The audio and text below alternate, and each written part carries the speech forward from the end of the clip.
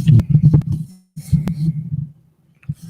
we are live. Peace and Black Power family. Welcome to another episode of Do Knowledge Radio, place where knowledge is born. This is your host, Knowledge Born Alive. And let me just do this. You understand?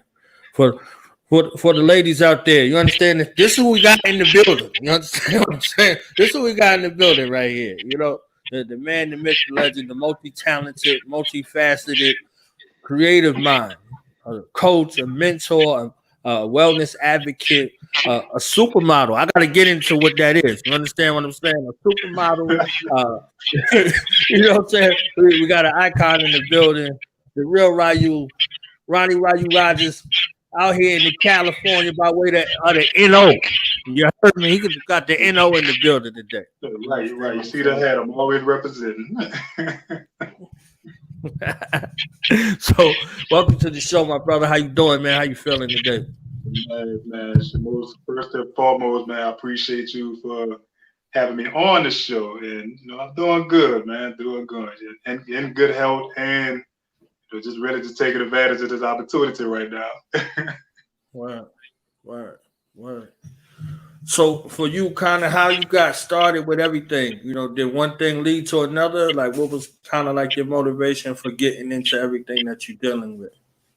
Yeah, it kind of went that way. Everything really led to another. I was pretty much like some of the fellas I know, nonchalant to a lot of things, but everything really started with fitness / working out. By you keeping your body up, you meet people, you know what I'm saying? And once you meet people, they get to know your personality, see how cool you are. It's like, hey, have you ever thought about modeling? Like, nah, that's not for me, yada, yada, yada. Right. You should try it out. But I'm still shaking and saying no. That's because, I've been ignorant to myself. I didn't know anything about it, so before you know it, and one thing led to another, got invited to a show, and the first thing I'm getting signed, and I'm doing a commercial shot on a Tuesday. I got signed on a Sunday, and I'm doing a commercial shot on the Tuesday. So that's how everything really started. Right. Okay. Yeah, that was swift. You see what I'm saying? Like, right. So on the modeling and the fitness side, before we get into the acting aspect and the comedy, because I've seen some of your comedy too. You understand what I'm saying? Like, so you got a lot going on. What's some of your takeaways in regards to that aspect of the entertainment industry that you learned, that you could kind of share with people who might be interested in getting into the business? Well, I'm gonna say getting into it. Well, back then, I'm gonna say early 2000, a little bit of 90s, it was a little hard. But now, because you have social media, you can really get on. People find you, people by word of mouth or whatever. You can go viral just like that. So that's really easy to get into. Of course, you have to get out on the ground, and yes, it's going to take a sacrifice for you to travel, spend your own dollars to get out, travel, and network with people. But for me getting into it, and my advice for anybody to get into it, definitely take it serious. Definitely be open-minded. Get out, network, go to these parties. Get out. Network. Use your mouthpiece. Use your beautiful personality. It's real easy. Once people see how beautiful you are, that's pretty much a wrap. That's pretty much on you after that. And before we started, you gave an interesting kind of perspective on this whole coronavirus situation, and I would like for you to share them jewels and that wisdom with the family. Right. But basically, I was telling my woman once coronavirus hit. Of course, we didn't know what the outcome was going to be and stuff like that. So, of course, we are so quick to hit the panic button. Like, man, oh my God, it's a virus, yada, yada, yada. So, of course, the government made a whole nationwide stay at home, a lockdown. Right. So the first thing I said was, well, look at the bright sides of it. Look at the bright side and good side of it. This is the time to be creative in your own way. That entered me with a lot of comedy, just going on doing jokes / memes and TikTok. TikTok has blew up for a lot of people, and yes, I am on TikTok because of my kids. So the way I'm looking at it, my kids always put me on game. So I'm looking at TikTok like this is the perfect platform for comedy, and it has everything in it. It all depends how you just do it and how you edit it. So besides that, being creative, spending time with your kids, getting to know them, getting to know part of them that you never know or have seen, because as us parents, we always on the go. Of course, the kids at school, yes, we spending time with them, but not like 24 hours like we're doing now. Right. So, so we're getting to know a whole different side of our kids, and it's a beautiful thing just to spend time with them, because once the world opened back up, we get back on the ground, going to work, getting the grinding, as we say, getting the hustle, as we say. We back to our normal lives, and possible chance, that's a sacrifice we have to take, because we're trying to make sure our legacy is lit and our kids are straight in the future for when we're gone. So that's another part to take advantage of. The third one is, networking, as me and Brother Knowledge has met, and which is a great thing, through social media. You know what I'm saying? Get on your platform, promote for self, because when is it where we're going to have another moment or another time where we could promote for free? A lot of people don't look at that. So, I like to, speak these jewels on people that are very humble, very motivated, and outgoing. You know what I'm saying? Like, take advantage of the opportunity. You're thinking positive, you're thinking moves. Guess what? The positivity and the moves are going to happen. Right. And we met on the humbers of the humber. You understand what I'm saying? Like, right. And we were checking each other out. I was like, oh, okay, all right. Right. I was like, I'm all for it. I'm all for it. I saw your platform. You got something going on. Then out of that, I'm like, the name Knowledge, like it rings a bell. Like I love that name. So I was just like, man, let me give it my brother real quick and let's do this. Right. Shout out to Belly. Belly made me famous. I'm not the only. I'm not the only knowledge born on the planet. Belly made me famous. Right. Hey, just roll with it. Right. Yeah. So for this other part, this milestone, how did you get involved with the whole set of Black Panther? The movie, that in Infinity Wars, like, and what was your role in case people like, wait a minute, man, you know what I'm saying? Like, all right, people to this day, they still ask me that question, and I give it to them. You know what I'm saying? I just smile at them, because when I'm out, this the person you see. You know what I'm saying? Like, I'm always smiling, always joking with people. So, basically, what modeling? I was in Atlanta doing some a lot of business, and of course networking with other people, because everybody knows that Atlanta is Black Hollywood, the Black Mecca for a lot of us Blacks. So it's real good to go down there and do a lot of business with people and network with people. And plus, I have family down there, so Atlanta is my second home. So with me being down there doing a lot of business with a lot of male models, because we had a show going on for the ladies, just to keep it sexy for them. I reached out to a homegirl of mine. Homegirl of mine, she used to play in the WNBA. Shout out to my girl Rashida.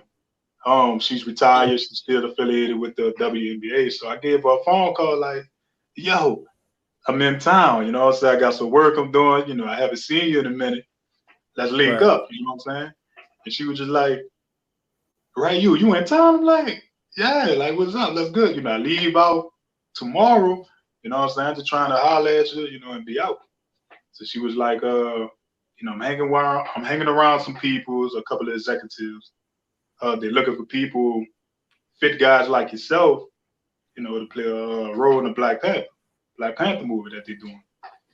So I was like, all right, just see what you can do. just go from there. You know, she let me know straight up, you know what I'm saying? She cannot promise me anything. I was fine with that, you know. So like I said, you know, I just told her straight up, you know, see what you can do. And, you know, I'm understanding, you know what I'm saying? So she was just like, stay by the phone. This might take an hour, it might take 2 hours, the longest is 3, but stay by the phone. I'm like, all right, cool.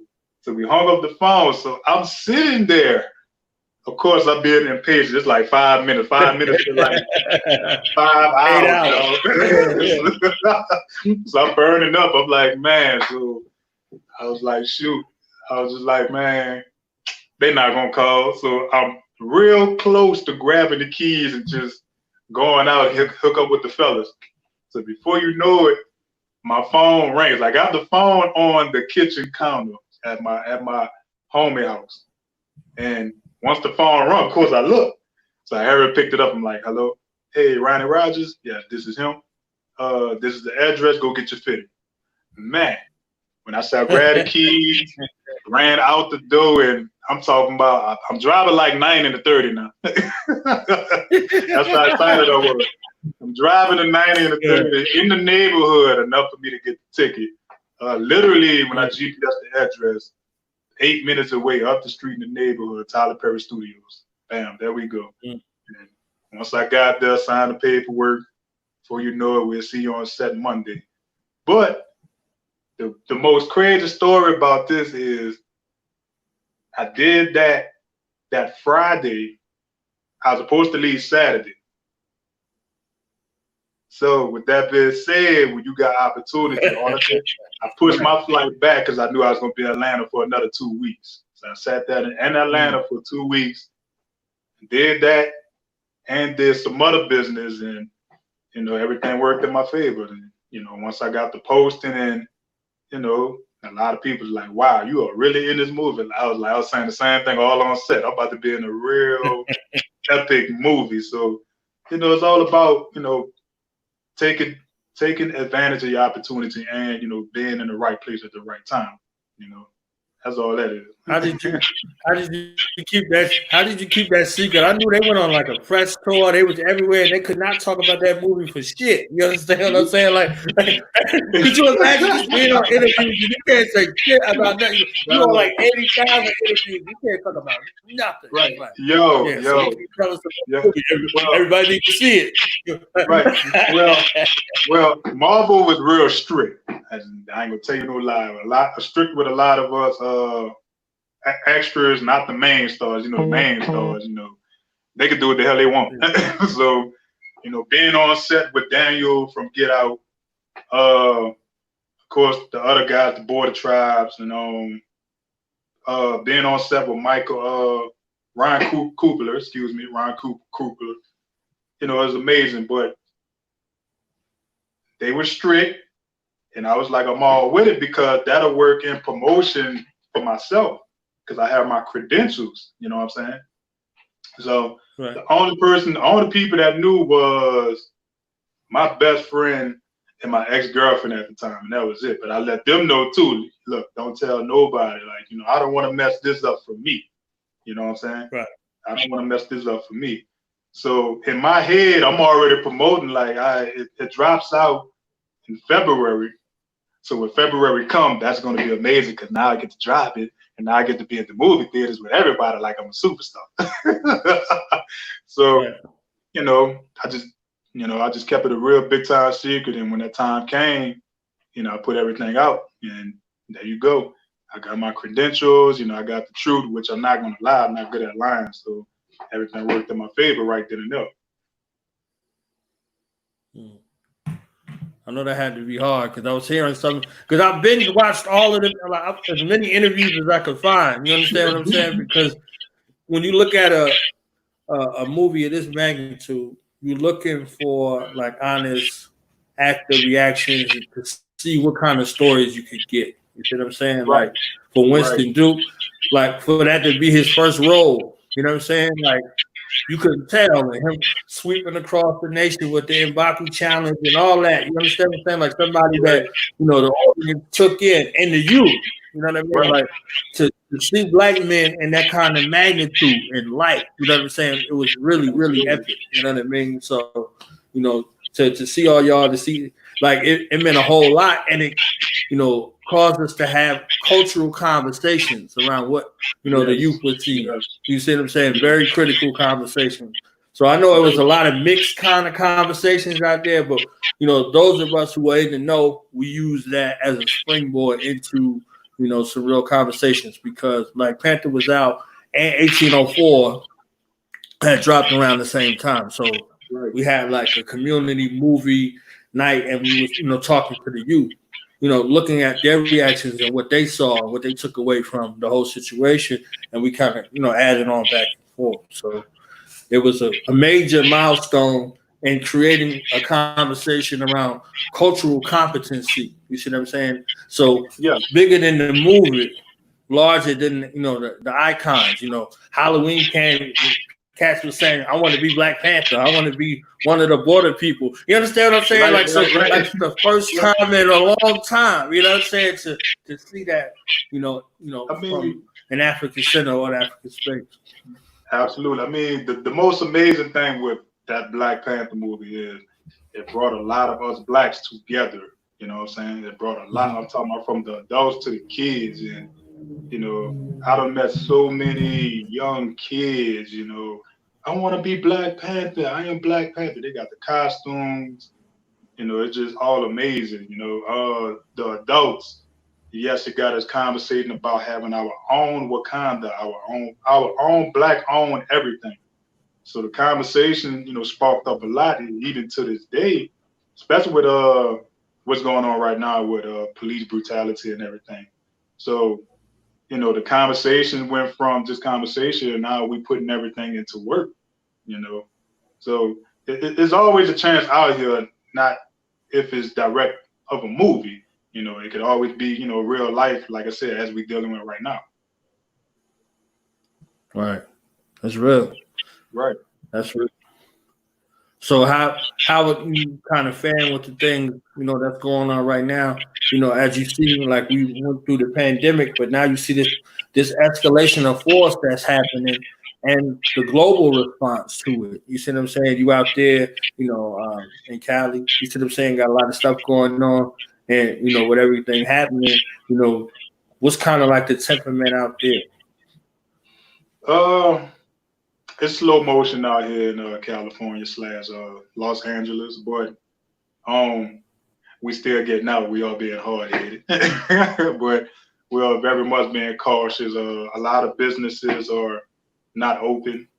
You have a lot of businesses that are not going to open, but at the same time, yes, we are still finding some type of way to make money. A lot of us actors / people in entertainment, we are not busy right now or as busy. A lot of things have slowed down because of COVID-19.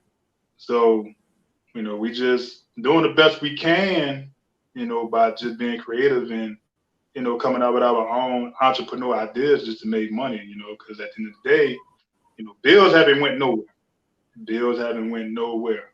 So, it's definitely slow motion, but things are opening up little by little.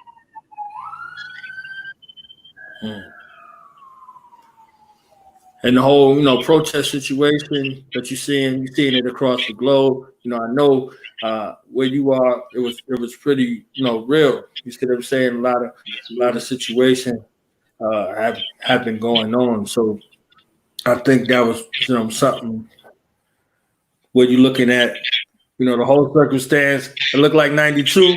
You know what I'm saying? It looked like 60, looked like 68, you know what I'm saying? It looked like 65. You see what I'm saying? Like, so you get to see, these insurrections that are taking place. But I don't think to this degree of a mind job that it was. I don't think, our elders was out there, doing the stanky leg with the police and, you know what I'm saying? Like, all that stuff that we see going on. So I think that there's a lot of a lot of double talk and double action going on at the same time, confusing the psychology of our people. Our people are looking at this. You see what I'm saying? Like on one Right. side, you have the people that was responsible for the brother's death and the same skin tone. You understand what I'm saying? Right. And they out there Right. marching and tearing up the community and stuff like that. And we getting the backlash for it. And then you see these other guys that kneeled on the brother's neck, kneeling. You understand what I'm saying? So you don't even know how to take any of that you see. And as you can see, with this going global, once again, you kind of find ourselves, being the butt of the joke, so to speak, with a cause that is righteous, that calls for righteous rage, and the outcry being kind of usurped with everything that's going on. So, well, with that, this generation that's coming up, and I am so proud of them because we are pretty much consistent as the old head. We done pretty much did our part, and yes, a lot of us are still out there, putting into action and speaking up too. But this generation here, they are not putting up with. They're not putting up with it. So I always said this, and I still say it to this day. It is two reasons why people change. Number one is something has to happen. Something bad has to really happen for any of us to get up and be like, you know what, down with that. You know what I'm saying? We're not putting up with this. I'll be damned if this happened to me or happened to mine. It always got somebody always got to be an example of why we step up and demand change. It's sad, but it just is what it is. That's just real life. So you got to look at now what Mr. Floyd. Lord rest his soul, and prayers to his family. He lost his life, and it was on camera. You know what I'm saying? It was on camera. So, for the people that are looking at, racism don't exist. Racism exists. It never went away. It never went away. Only difference is now everything is on camera now. Everything is on camera. And you have a lot of police out here, they really feel like they're above the law because they are police. And, our biggest thing was when incident happened, after incident with us Black people, who are policing the police? That was our biggest question. Right. Because we are tired of these police doing us wrong and, getting away with it. So now this has happened. It's like, you just saw the whole nationwide, a global thing, all overseas in France, not just the United States, but, all overseas people are protesting because, Blacks are everywhere, man. Blacks are everywhere.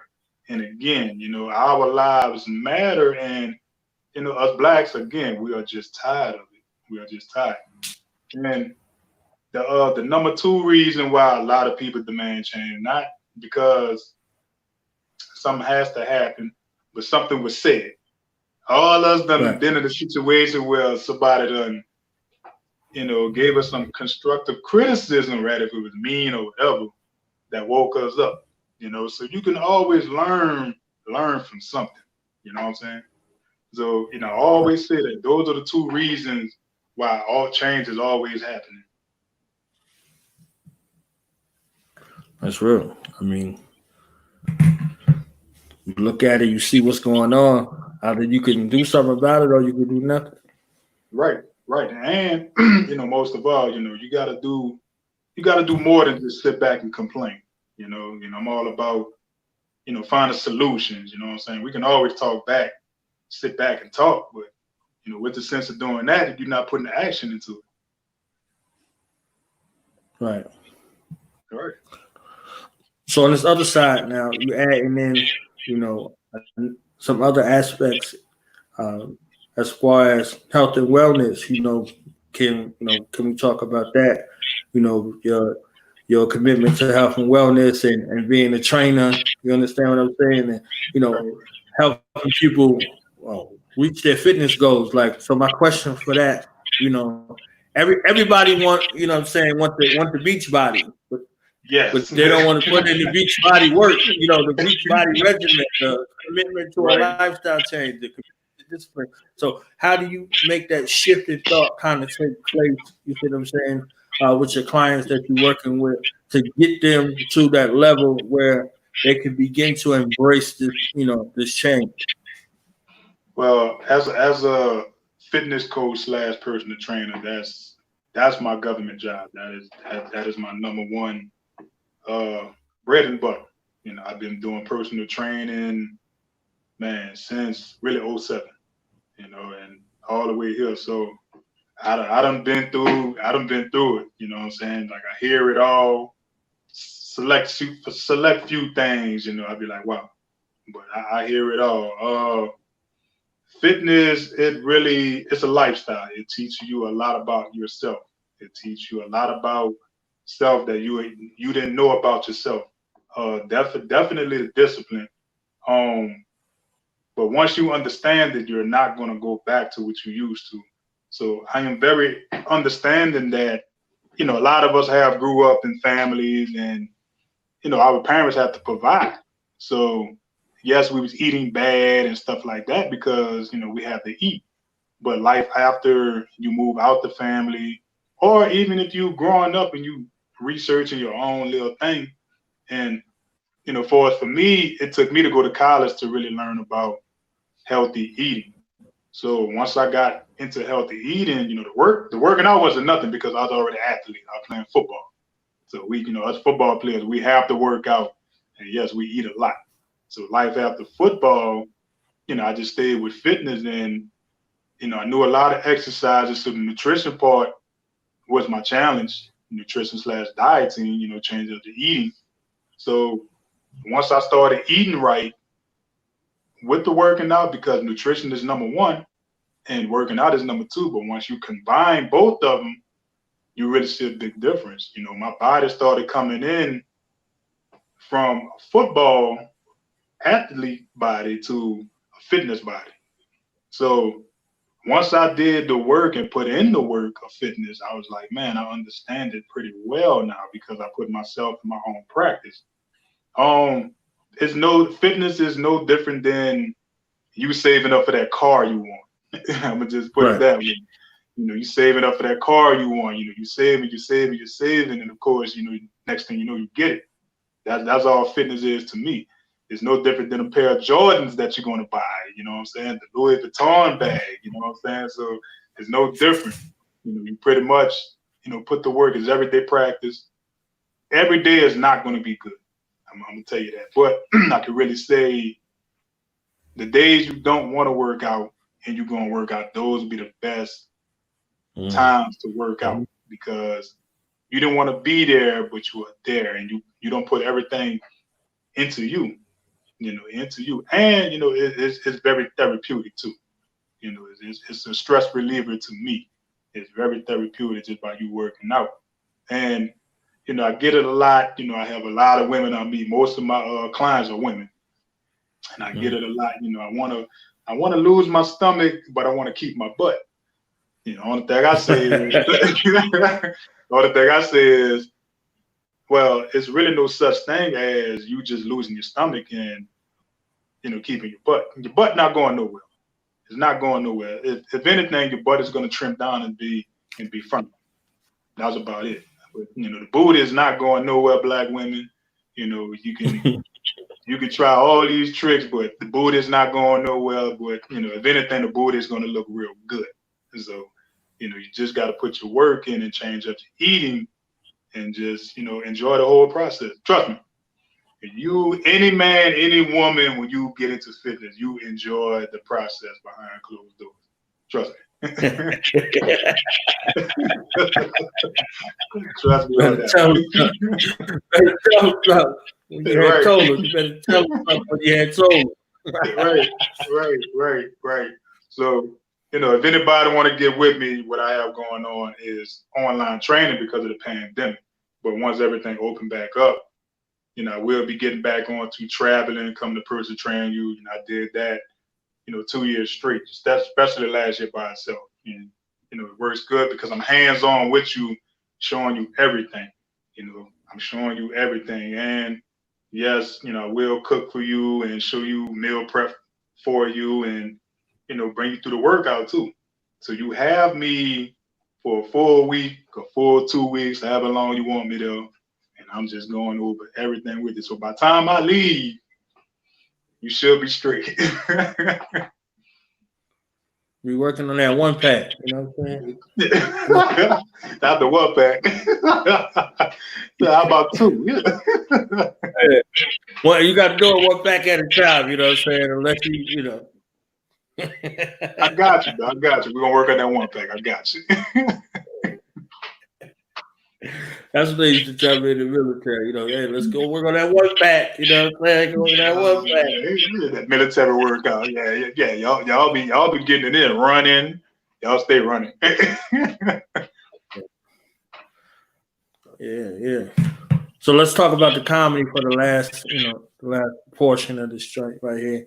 Next time you're in the A, man, we got to link, man. I'll be in the A every month doing community work, outreach work, stuff like that. So we got to link.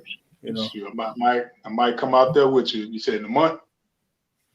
Yeah, next month. Yeah. All right, let me know. I might do that. Catch a flight. You know, why they're kind of cheap right now.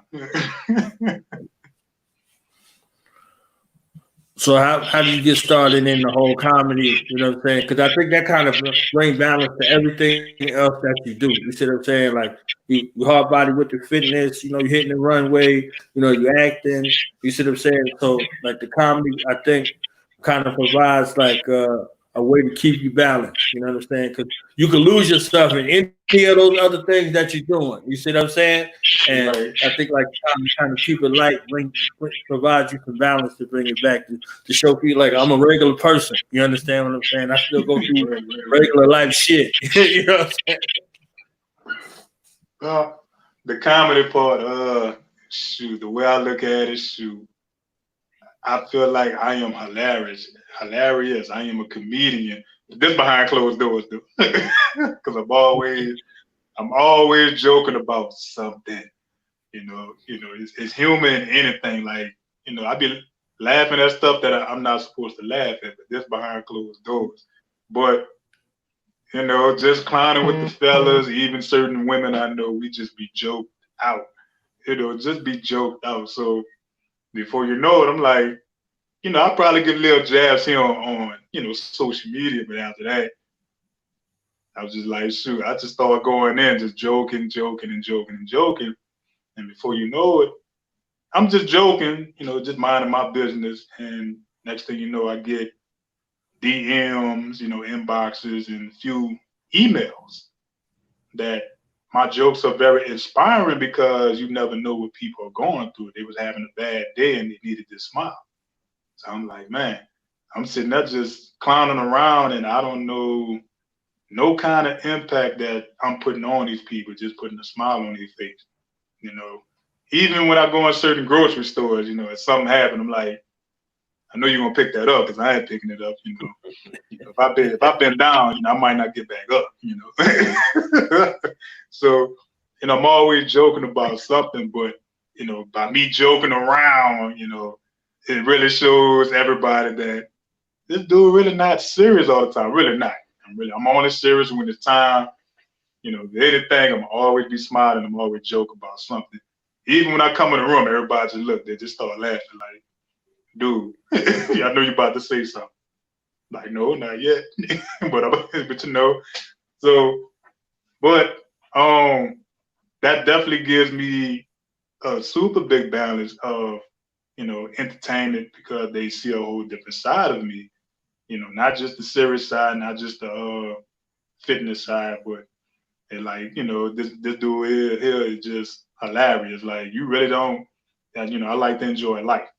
And again, you know, I love to put smiles and these laughs on people's faces because you never know what people are going through. And, you know, we all need a laugh.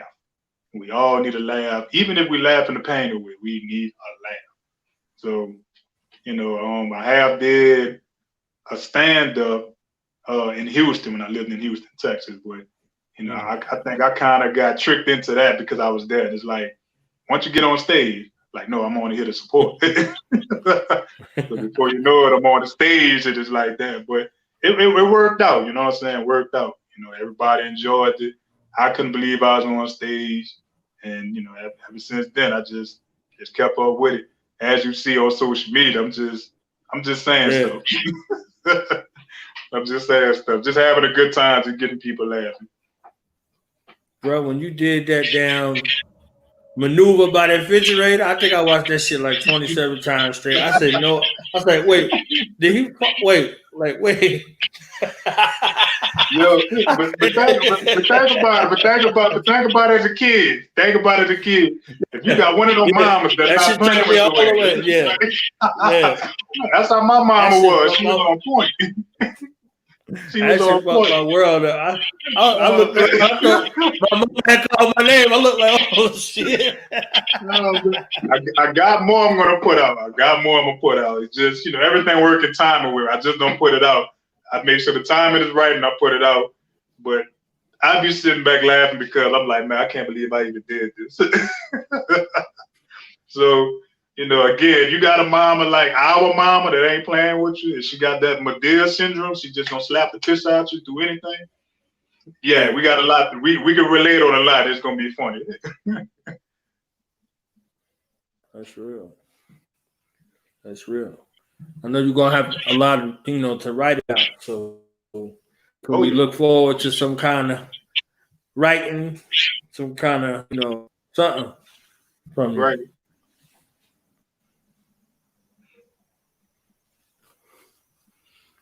And then I guess my last question is your name, Ryu. Like, where did that come from? Ryu, it came from my dad. My dad is from Guatemala. So he's, you know, he speaks Spanish, first language. He came to America to speak English. So, you know, I have an island dad. My mom, she's from Mississippi. She's from America. So you combine that, you know, my dad, you know, he was a player. I'm gonna say that. My dad, you know, he's real smooth with the ladies, and being around him, I see where I get it from, because I don't see my dad in action. And I'm just like, ugh, like this dude old. You know? What you want with him? You know what I'm saying? But my dad gave me Ryu. Of course, it means something. You know, so ever since then, I've just been going by Ryu. You know, and anybody I meet is like Ryu. That's a unique name. But my real name is Ronnie. That's my government name. But you're rarely gonna hear Ronnie. Rarely. Everything's gonna be Ryu. But you know, Ryu came from my dad, and you know, I live up to it. You know, because I am a split image of him, and understand. You know what I'm saying? So, you know, it's just a name to me, dog. but it has meaning to it. All right, so we're gonna wrap it. Got any closing remarks, any shout outs, anything you want to plug? You know, where people can find you, how can they book you? You know what I'm saying? Where they need to go for this online, you know, training so they can get that one pack together. We're gonna get you that one pack. Everybody else, we're gonna go for that.